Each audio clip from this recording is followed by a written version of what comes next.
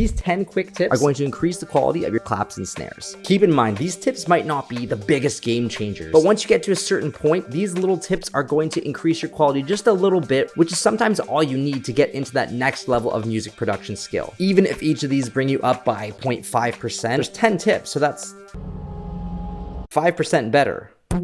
My best tip is at the end, so make sure to watch all the way through. The first thing you want to do is layer and compress your claps and snares together. I usually try to choose 2 layers, one with a little bit lower, more punchy mid-area presence, and one with the tighter high end that can be used to kind of accentuate the high end. The clap that I have and the snare has more body in the mids and the clap has more high end.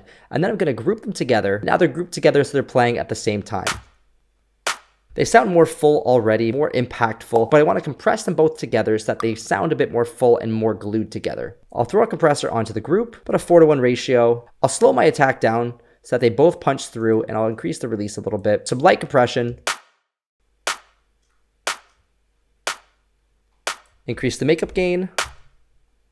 Before and after.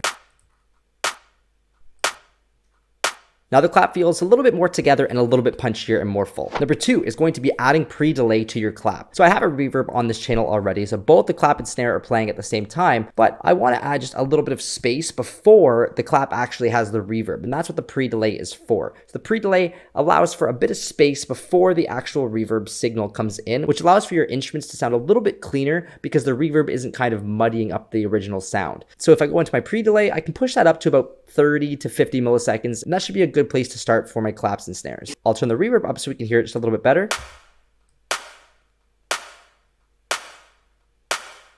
If I go too far, we start to hear a gap.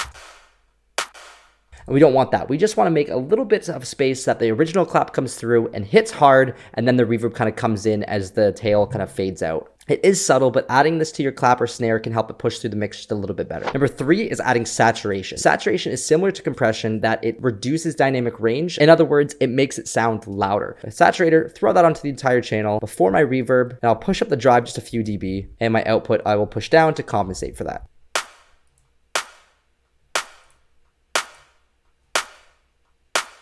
You can see that the waveform is slightly bulkier and it sounds just a little bit more present and a little bit more powerful. Number 4 is going to be adding one for width and one in mono. I'm going to take the snare. I usually like the one with the lower frequencies or the punchiness to be more in the center of the mix. My snare is already in mono, but just in case, I'm going to throw a utility onto the actual channel and take that down to 0% on the width. If your sample is in stereo, this will down mix it to mono.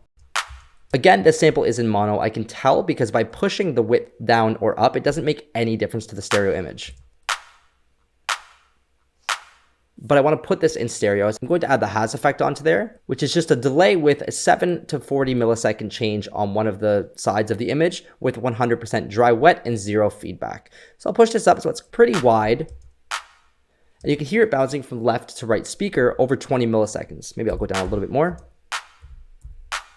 Now I have the snare in the middle of the mix and then the clap in the widths and the sides of the mix. Together, they make a nice kit.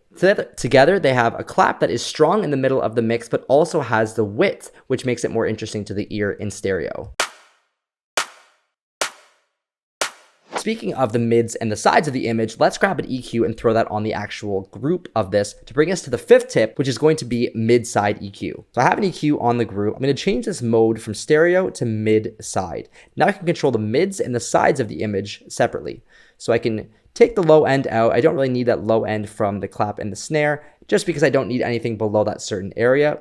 I'll touch on why in one of the next tips. But the sides of the image is what I want to push up a little bit. I want this to be wider so I can actually push the image that is in stereo up a little louder, which is going to make things feel even wider. So I can just turn on the number 7 here and push this up slightly. And this is only going to push the sides of the image, what is in stereo.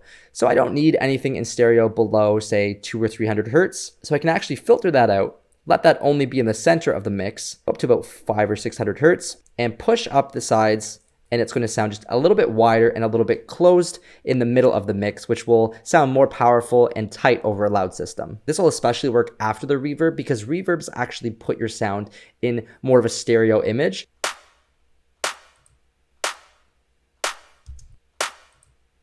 Number 6 is the bongy area. So this is really prominent in a lot of snares, and I see this in a lot of my students, that they are actually leaving in a really kind of messy part of especially snares, but it also happens in claps. Let's just take a look at this 100 to about 400 hertz area. Especially down here, it's almost bass frequencies.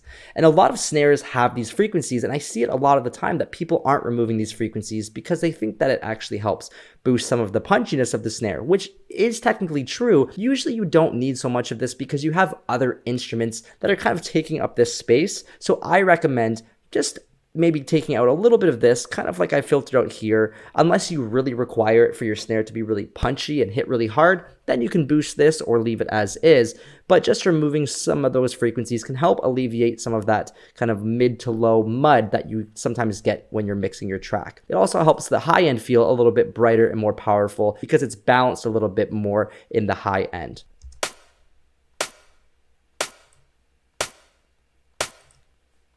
Although it sounds like you're losing a little bit of power here, consider the fact that in the mix and in the grand scheme of things, there will be other instruments playing as well in that frequency range, and you don't want them overlapping too much.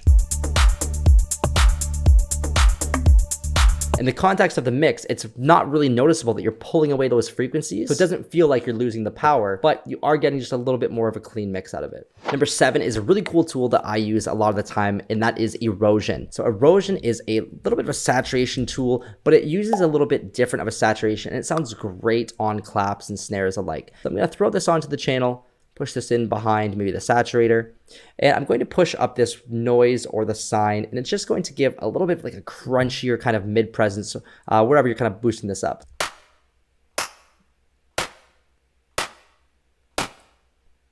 So by pushing up the low end, I'm getting like a nice punch sound. Let's put this before the EQ. Getting a lot more mid presence. Which actually sounds really nice. It's a little bit too much, so I'll dial it back.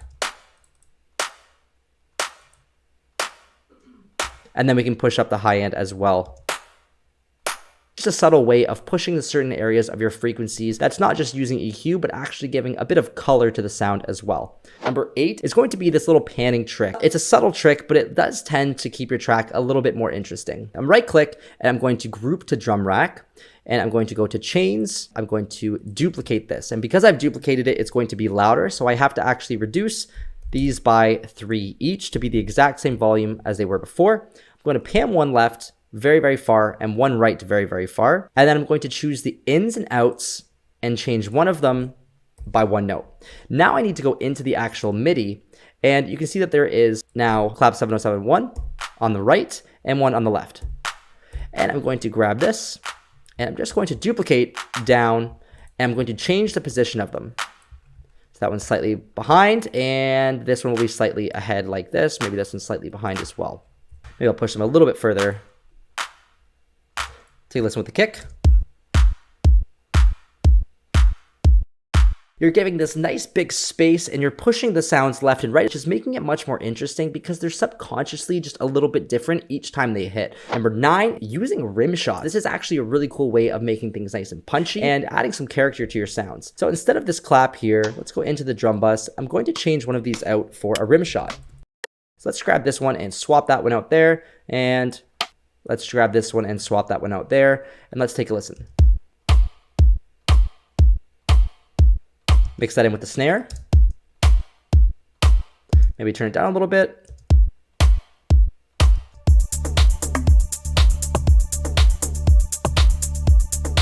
You can download this project, by the way, in the link in the description below. So it sounds really cool, and you know what's great about rim shots is they are super punchy. So I can add a lot of punchiness to my sounds by using a rim shot as like a secondary layer, and then adding that underneath like a clap or a snare. Number 10, parallel compression. This is super important and super effective. So I'm going to show you how you can do this with a return track, because I find that that's the best way to control it. So I'm going to grab a compressor, throw that into this return track here, delete the reverb, and rename this to parallel compression. Going to bring that ratio up really high. Attack down, release can stay as it is, and I'm going to reduce the overall threshold by quite a lot, right down here. Now I'm going to send in that clap. So I'm going to send all the way, and let's see how much we're compressing. So I'm compressing a lot here, really squishing it down, but the benefit of parallel compression is we have the original signal still. but we also have this really compressed signal, but now I can turn that up to taste. So let's turn this up really loud, and then let's dial in the return track using the send. So I can go back down, and let's combine this clap and snare with that return track and hear how gritty it sounds. Let's listen before and after how much grit and power we're getting with that parallel compression. If there is too much low end getting through, I can add an EQ, just focus on the mids and the highs. It definitely helps it punch through the mix just a little bit more, and when you have a pretty busy mix, this can be a game changer. I cover other instruments as well. Check out one of these 2 videos where I cover hi-hats and I cover lead sounds. Make sure to subscribe, and I'll see you in the next video.